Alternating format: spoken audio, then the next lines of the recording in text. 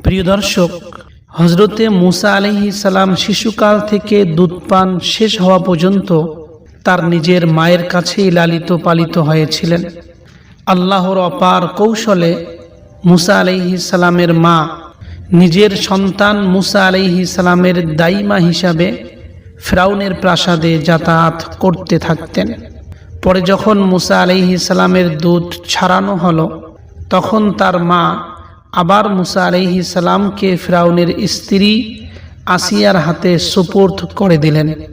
প্রিয় দর্শক, সেই সময়ের একটি অলৌকিক ঘটনা। ফিরআউন এবং আসিয়া প্রাসাদের অভ্যন্তরে তখন বসেছিলেন। আসিয়া স্নেহ ভরে ছোট্ট মুসা আলাইহিস সালামকে তুলে ফিরআউনের কোলে বসিয়ে দিলেন।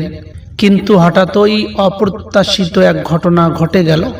শিশু মুসা আলাইহিস সালাম ফিরআউনের কোলে বসেই ফিরআউনের দাড়ি শক্ত করে টেনে ধরলেন এবং ফিরআউনের মুখে একটি চর মারলেন।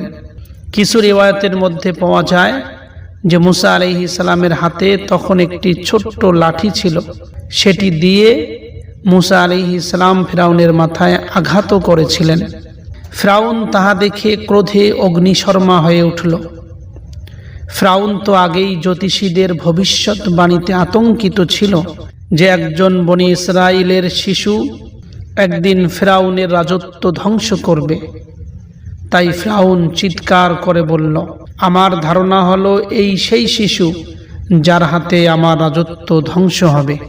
এবং সঙ্গে সঙ্গে ফিরআউন শিশুটিকে হত্যা করার নির্দেশ দিয়ে দিল। এই কথা শুনে ফিরআউনের স্ত্রী আসিয়া ভীষণ বিচলিত হয়ে পড়লেন। আসিয়া বললেন, হে ফিরআউন, এ তো অবোধ শিশু, এর কোনো জ্ঞান বুদ্ধি নেই, অবুঝের কারণেই এমন কিছু করে ফেলেছে। এই কথা শুনেই ফিরআউনের রাগ কম ছিল না। ফিরআউন বলল, না, আমি একে হত্যা করবই। তখন আসিয়া কৌশলে বললেন, আচ্ছা, একটু থামুন, আমরা এই শিশুটির পরীক্ষা দিব। যদি এই শিশু জ্ঞান বুদ্ধি সম্পূর্ণ হয় তবে মূল্যবান রত্ন বেছে নেবে, আর যদি অবোধ হয় তবে আগুনের আঙ্গারের দিকে হাত বাড়াবে। তারপর দুইটি পাত্র আনা হলো। একটি পাত্রে জ্বলন্ত অঙ্গার, অন্য একটি পাত্রতে লাল রঙের মূল্যবান ইয়াকুত পাথর। দুটো পাত্র ছোট্ট মুসা আলাইহিস সালামের সামনে রাখা হলো। এরপরে মুসা আলাইহিস সালামকে ছেড়ে দেওয়া হলো তার দিকে। ছোট্ট মুসা আলাইহিস সালাম প্রথমে লাল ইয়াকুতের দিকে হাত বাড়ালেন, কিন্তু আল্লাহর হুকুমে ফারিস্তা জিবরাইল আলাইহিস সালাম মুসা আলাইহিস সালামের হাত সরিয়ে অঙ্গারের দিকে নিয়ে গেলেন। মুসা আলাইহিস সালাম একটি ছোট্ট জ্বলন্ত অঙ্গার তুলে মুখে দিয়ে দিলেন। সঙ্গে সঙ্গে মুসা আলাইহিস সালামের জিহ্বা পুড়ে গেল আর মুসা আলাইহিস সালাম কেঁদে ফেললেন। এই দৃশ্য দেখে ফিরআউন নিশ্চিত হল যে শিশুটি সত্যিই অবোধ, তার কোনো জ্ঞান নেই। ফিরআউনের সন্দেহ দূর হল এবং ফিরআউন হত্যার সিদ্ধান্ত থেকে সরে দাঁড়াইল। প্রিয় দর্শক, বলা হয় সেই জিহ্বা পোড়ার কারণেই হযরতে মুসা আলাইহিস সালামের কথাবার্তায় সামান্য জড়তা সৃষ্টি হয়েছিল। সঠিকভাবে তিনি কথা বলতে পারেননি। প্রিয় দর্শক, এইভাবে সময় গড়াতে লাগলো। মুসা আলাইহিস সালাম ফিরআউনের রাজপ্রাসাদে বড় হইতে লাগলেন। প্রাসাদের বিলাসিতার মধ্যেই হযরতে আসিয়ার স্নেহে মুসা আলাইহিস সালাম বড় হতে শুরু করলেন। আল্লাহ সুবহানাহু তাআলা পবিত্র কোরআনে ইরশাদ করেছেন, আর যখন মুসা আলাইহিস সালাম যৌবনে উপনীত হলো এবং পরিপূর্ণতা লাভ করল, তখন আমি আল্লাহ মুসাকে প্রজ্ঞা ও জ্ঞান দান করলাম। আমি এভাবেই সৎকর্মশীলদের প্রতিদান দিয়ে থাকি।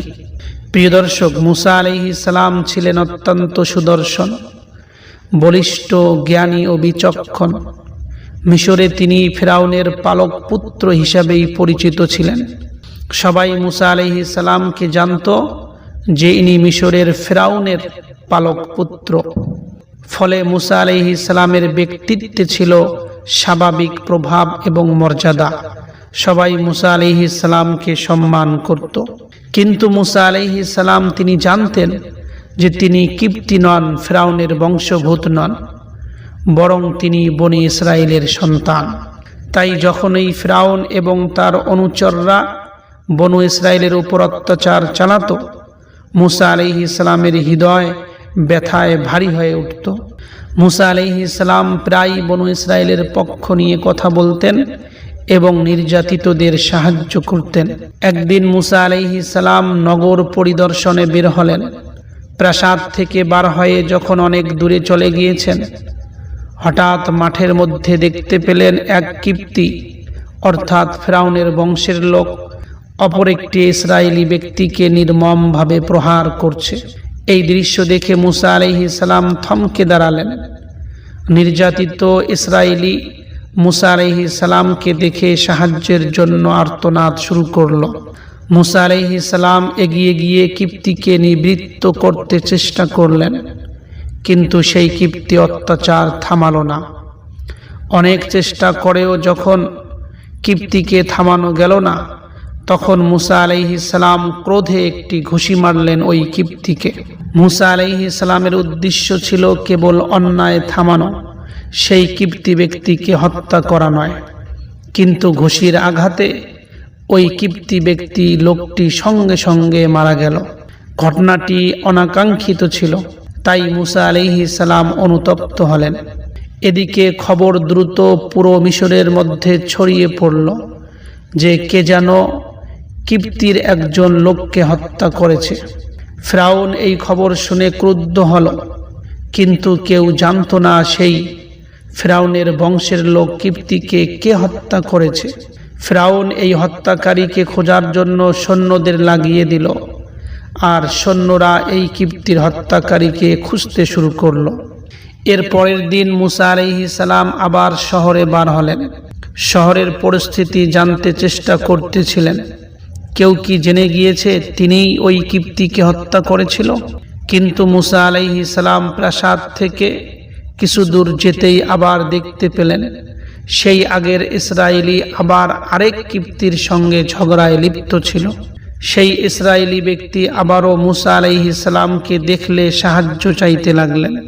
তখন মুসা আলাইহিস সালাম বললেন, হে ইসরায়েলি, তুমি তো স্পষ্ট একজন বিভ্রান্ত মানুষ। তুমি ঝগড়ার মেনগোর, তুমি সবার সঙ্গে ঝগড়া করে ফেরো। মুসা আলাইহিস সালাম আবার ঝগড়া থামাতে এগিয়ে গেলেন, কিন্তু ইসরায়েলি ব্যক্তি ভেবে বসল হয়তো মুসা আলাইহিস সালাম আজ আমাকেই শাস্তি দেবেন, যেহেতু আমি আবার এই লড়াইয়ের মধ্যে লিপ্ত হয়েছি। তাই সেই ইসরায়েলি ব্যক্তি ভয়ে চিৎকার করে বলে উঠল, হে মুসা, তুমি কি আমাকে হত্যা করতে চাও, যেমন গতকাল এক কিপ্তিকে হত্যা করেছিলে? প্রিয় দর্শক, ইসরায়েলি ব্যক্তির এই কথা শুনে যে কিপ্তি ব্যক্তির সঙ্গে ঝগড়া চলতেছিল, সে বুঝে গিয়েছিল যে গতকালকে যে ব্যক্তিকে হত্যা করা হয়েছে সেই ব্যক্তির হত্যাকারী হইল এই মুসা। সেই কিপ্তি ব্যক্তি দ্রুত ফিরআউনের কাছে সংবাদ পাঠিয়ে দিল যে গতকালকে যে কিপ্তি ব্যক্তিকে হত্যা করা হয়েছে সে কোনো অন্য ব্যক্তি নয়, সে হইল আপনার বাড়িতে পালিত মুসা। ফিরআউন সঙ্গে সঙ্গে মুসা আলাইহিস সালামকে গ্রেফতারের নির্দেশ দিল। প্রিয় দর্শক, এভাবেই আল্লাহর নবী মুসা আলাইহিস সালামের জীবনে এক নতুন অধ্যায়ের সূচনা হলো। যে ঘটনা মুসা আলাইহিস সালামকে মিশর ছেড়ে মাদাইনের পথে যাত্রা করতে বাধ্য করেছিল। প্রিয় দর্শক, আজকের আলোচনা এখানেই শেষ করলাম।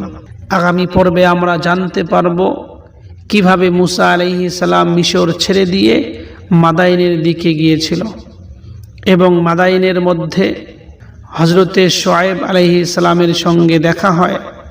সেখানেই মুসা আলাইহিস সালামের বিবাহ হয় এবং অবশেষে মাদায়েন থেকে মিশরে ফেরার পথে মুসা আলাইহিস সালাম নবুয়ত প্রাপ্ত হন।